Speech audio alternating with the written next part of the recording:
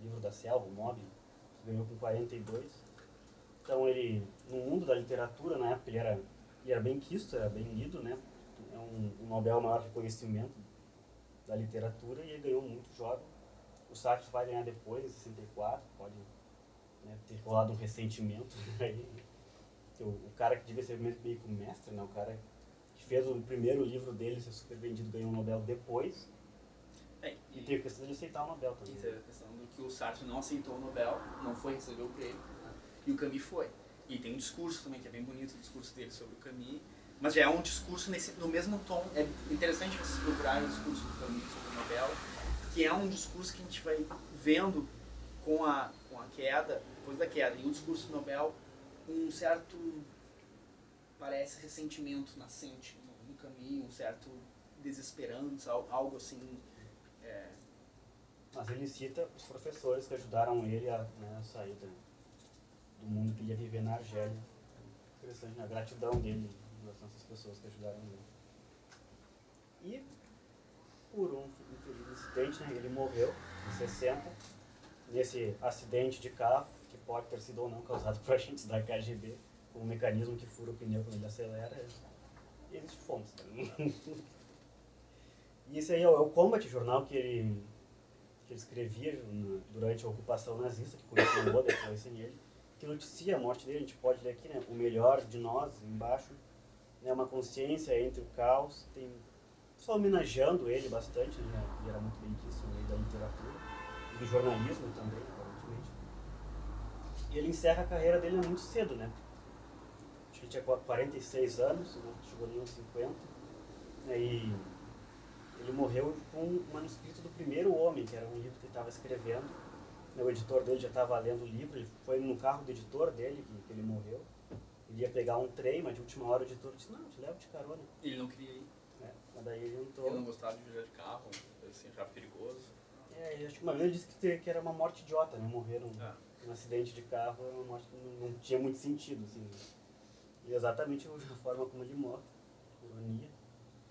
E enfim, encerra a carreira dele. Ele tem alguns livros póstumos, como O Primeiro Homem, que ele não chegou a terminar. Acho que tem outras coisas que ele escreveu que também o pessoal tem os cadernos, que tem aqueles, são 3, ele tem ali, não sei se vocês têm, amarelos, que são anotações durante toda a vida dele, que ele foi produzindo, assim, os cadernos. Aí tem o caderno A Esperança do Mundo, tem esses dois aí, que são póstumos, né? São a compilação de toda a obra dele. Bom, eu citei um pouco a minha parte aqui. Eu acho que seria interessante a gente abrir para as pessoas também, né? Colocar questões. Alguém quer? Todo mundo está super ciente de tudo, continua. Não, eu acho que se vocês quiserem trocar alguma ideia, acho que é interessante, assim, pra gente quebrar o gelo, né? Ficar um papo muito professoral, assim, que ideia é essa mesmo, gente. Tentar se construindo. Alguém tem alguma questão? Quando chega a mencionar alguma coisa sobre o papel da imaginação nessa filosofia do absurdo, de, por exemplo, tentar resgatar essa legitimidade dela na medida em que toda a racionalidade dos séculos das luzes tem mais essa pretensão de objetividade e tal, de descobrir a realidade. Ele chega a mencionar isso. Ou isso está simplesmente representado na obra dele enquanto literatura e enquanto... O Sartre tem um livro sobre a imaginação, né? Não sei se é esse o texto, o título, se não me engano, é a imaginação, né? Que ele problematiza toda essa discussão. Eu não sei sobre que aspecto tu está perguntando a imaginação, né? Mas, por exemplo, a solução que o Camus vai encontrar para o absurdo é a criação. Então, ele... O que torna... Porque é justamente isso, como eu voltei quando eu apresentei.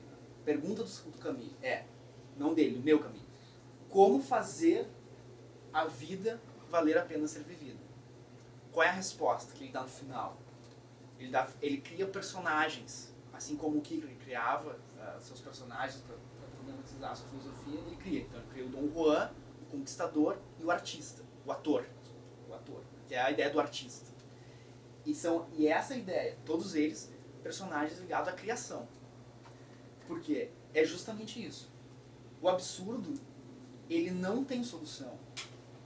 Só que eu dizer isso, na verdade, não é uma frase absurda. Porque quando eu digo o absurdo não tem a solução, eu estou fazendo uma afirmação sobre ele. No momento que eu faço essa afirmação sobre o absurdo, o mundo se torna compreensível para mim. O mundo é, absurdo.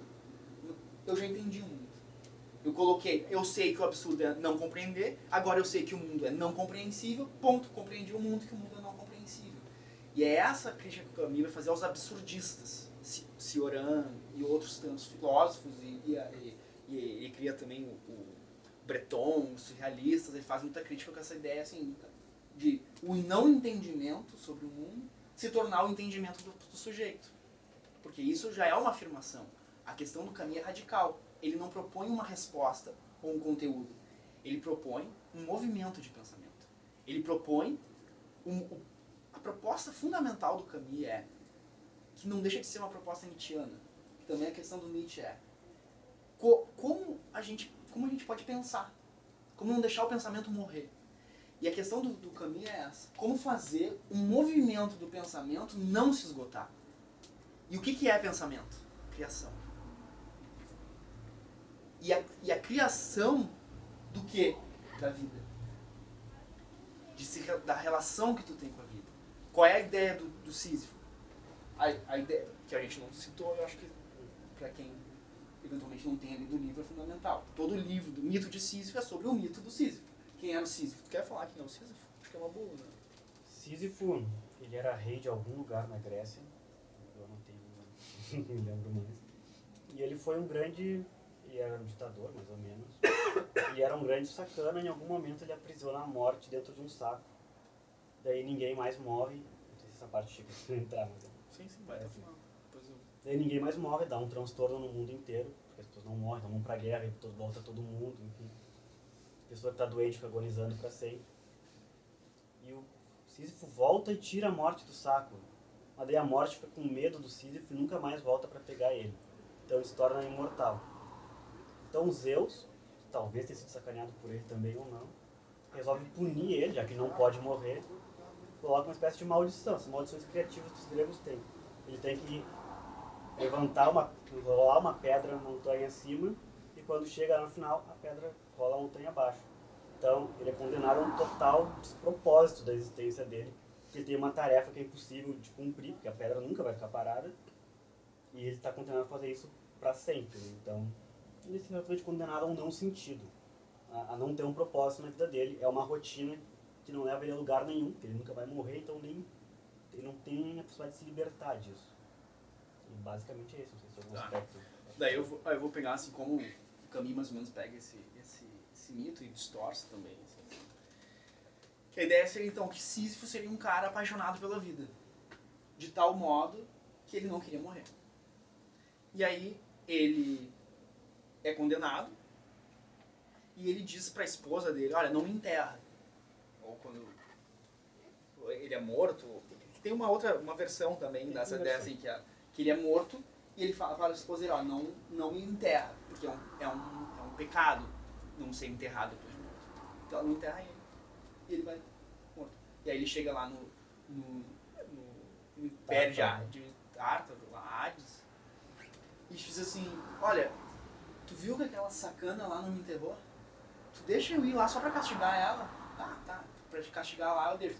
Volta a vida. E aí ele volta a vida e vai aproveitar os mares. Vai aproveitar, vai viver.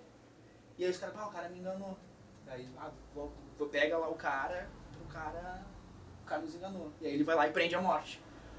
E aí, não, só o cara sacaneou e ainda prendeu a morte. Não, agora ele vai ser com a gente. Aí ele é condenado. E aí ele diz assim, eu quero pensar nessa condenação do Sísifo. Por esse amor que ele tinha à vida. Olha a condenação que ele tomou. Ele queria desfrutar da vida e agora ele está sendo condenado a rolar uma pedra sem propósito, sem nada. E aí vai lá, rola a pedra, desce, ele sobe, rola a pedra, desce. E ele fala, mas o que me interessa é o exato momento em que Sísifo sobe ao topo da montanha e vê a pedra rolando. Nesse instante que o trabalho todo dele, o esforço todo dele de ter rolado a pedra a montanha acima se esvaiu, é nesse instante que me interessa Sísifo. Porque é esse momento de lucidez dele em relação à inutilidade do que ele está fazendo. Mas é preciso imaginar Sísifo feliz. Por quê? Apesar da condenação dos deuses, que ele tem que rolar eternamente aquela rocha, sem cessar, ele, descrente dos deuses, porque para ele não interessa o mundo dos deuses, para ele o que interessa é a vida, ele sabe que a condenação dele não tem solução. Ele vai ficar fazendo isso pelo resto da vida. Mas por ele saber que ele está condenado a isso, ele não vai se deixar enganar por qualquer ilusão mistificadora que atenuaria a dor dele. O que eu quero dizer com isso? E aí, voltando à ideia do pensamento, da importância do pensamento que é diferente da ideia. E onde que eu vejo assim a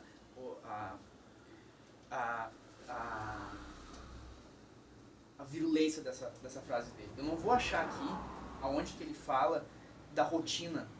Eu tenho aqui no meu celular, talvez eu poderia buscar, mas acho que vai ficar tarde. Que ele fala assim, mais ou menos assim uma frase, para quem leu, para quem não quiser procura num texto. Assim. 6 horas da manhã, levanta, metrô, chega no trabalho. 6 horas de escritório, metrô, volta para casa. Dorme, come, acorda no outro dia, 6 horas da manhã, metrô, vai trabalhar, trabalha, 6 horas, briga com o chefe, volta para casa, não sei o quê. Ele faz isso. Essa rotina na nossa vida cotidiana. A gente é condenado, assim como Sísifo, a viver a nossa vida e a nossa rotina. Por quê? A gente tá aqui. Seria como condenação sartreana. A gente está condenado a estar aqui. Agora, pergunta dele.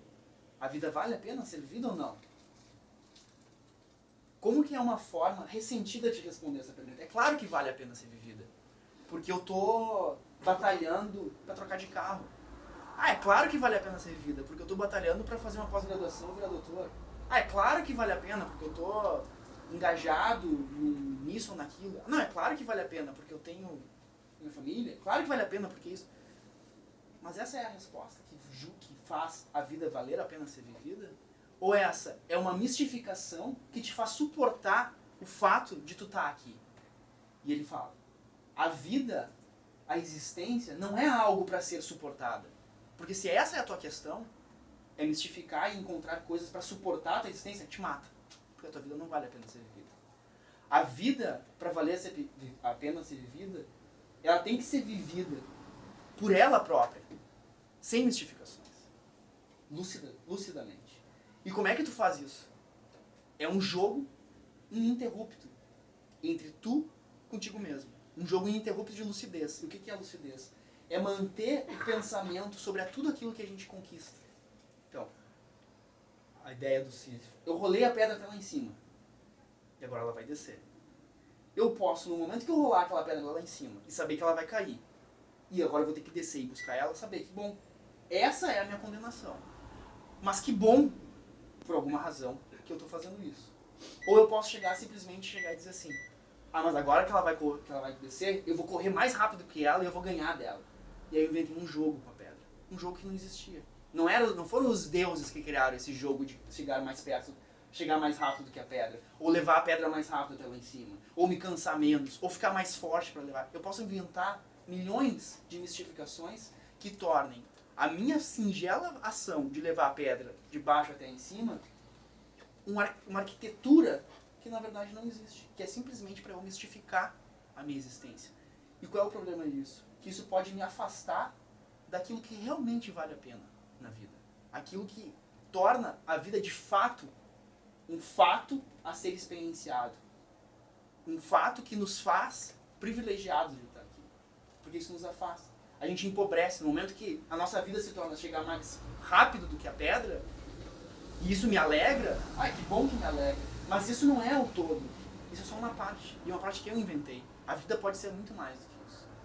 E o caminho não faz afirmações finalísticas de que o mundo é ou deixa de ser assim. Ele coloca, e por isso para mim é tão relevante a ideia do absurdo como silêncio, na pergunta ontológica ou metafísica sobre a existência. O que é a pergunta ontológica ou metafísica sobre a existência? É: o que é o real? O que é a verdade? Como a verdade se desenrola?